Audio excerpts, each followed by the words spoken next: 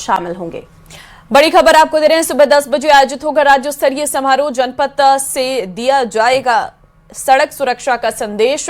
Deputy CM Premchand Bairwa समेत कई जनप्रतिनिधि इसमें मौजूद रहेंगे।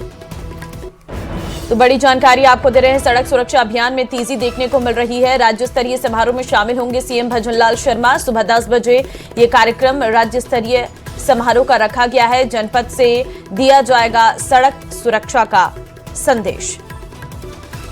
तो बड़ी खबर आपको बता रहे हैं, राज्य स्तरीय समारोह जिसमें सीएम भजनलाल शामिल होंगे। 10 बजे का वक्त होगा जब राज्य स्तरीय समारोह आयोजित होगा। जनपद से दिया जाएगा सड़क सुरक्षा का संदेश। साथ ही डिप्टी सीएम प्रेमचंद बैरवा समेत कई जनप्रतिनिधि भी इसमें मौजूद रहेंगे।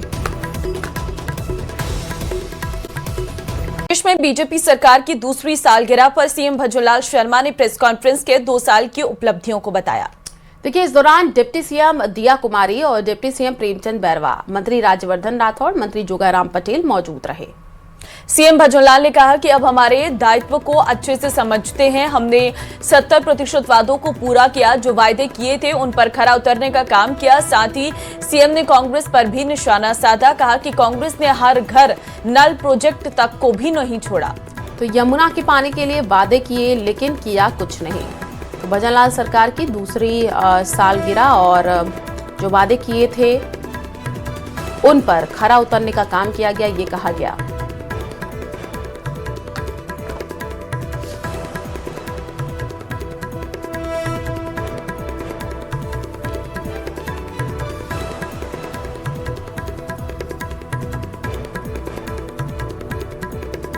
भरोसे के साथ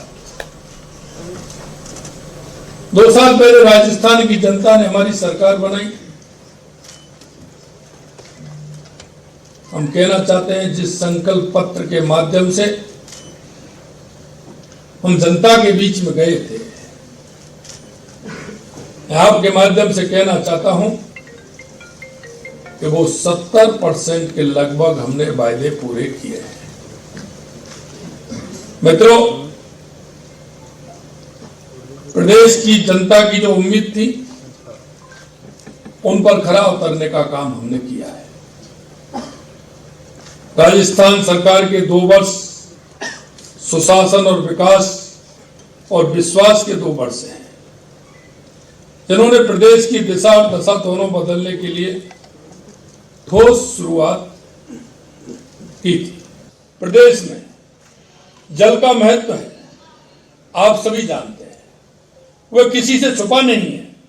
लेकिन प्रदेश में गत कांग्रेस सरकार ने इस पर केवल राजनीति करने या घोटाले करने का काम किया और उन्होंने लटकाने और अटकाने का काम किया।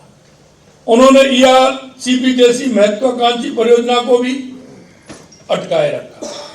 हमारी सरकार बनते ही देश के यशस्वी प्रधानमंत्री श्री नरेंद्र मोदी जी के मार्गदर्शन में हमने इस राम जल सेतु लिंक परियोजना को प्राथमिकता पर लेते हुए मध्य प्रदेश और भारत सरकार के साथ जनवरी 2024 में एमओयू तथा दिसंबर 2024 में एमओयू हस्ताक्षर किया।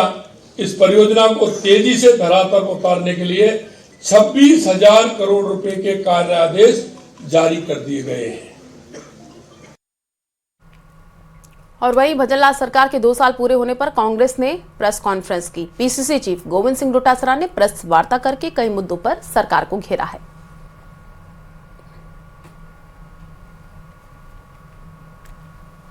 की बात करें तो जो 25 लाख का इलाज फ्री मिलता था, आज वो 5 लाख का मिल रहा है। जो दुर्घटना बीमा 10 लाख रुपए मिलता था कांग्रेस की सरकार के समय, वो आज 5 लाख मिल रहा है। दवाइयां घट गई हैं, पीएचसी सीएचसी हॉस्पिटलों में निःशुल्क दवाई है नहीं, जो हैं वो नकली हैं। आरजीएस एचएस दम तोड़ रहा है स्कीम। 400 से ज्यादा प्राइवेट हॉस्पिटलों को बाहर कर दिया गया है, फार्मेसी को बाहर कर दिया गया है, सांचौर का मेडिकल कॉलेज बंद कर दिया गया है। किसान खाद के लिए लठ खा रहा है, लाठियां खा रहा है।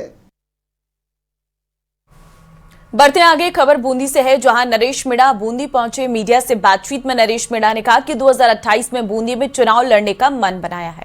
तो बूंदी में 2 विधानसभा सीटों पर चुनाव लड़ूंगा। राजस्थान में तीसरा मोर्चा भगत सिंह सेना का बनने जा रहा है। हिंडोली विधायक अशोक चांदना पर उन्होंने तंज कसते हुए कहा कि प्रहलाद गुंजल को लोकसभा चुनाव में हराने में मदद की, अंतर चुनाव में भी यही हालत हुई, फिर भी जनता का प्यार मुझे मिला।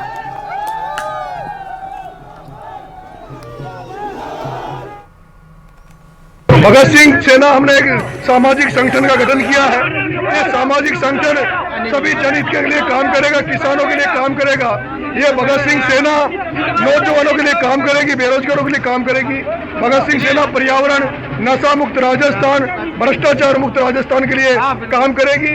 इसमें मैं आह्वान करता हूं कि राजस्थान के सभी छात्र और युवाओं को इसमें ज्यादा से ज्यादा संख्या में जुड़े, ताकि हम जनहित के मुद्दों पर भगत सिंह सेना संगठित होकर लोगों के लिए काम करें।